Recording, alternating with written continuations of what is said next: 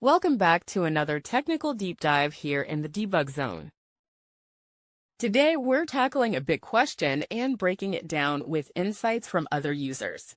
Hopefully, this clears up some misconceptions and helps you get the answer you need. So, buckle up, stay a little curious, and let's jump right in.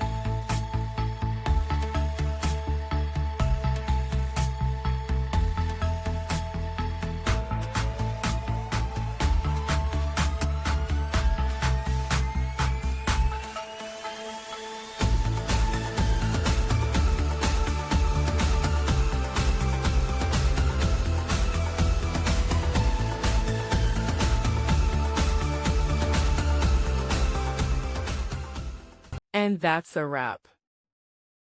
I hope you found the answer you were looking for. If you did, take a second to hit that subscribe button. It really helps out. And let me know in the comments which solution worked best for you. See you next time in the debug zone.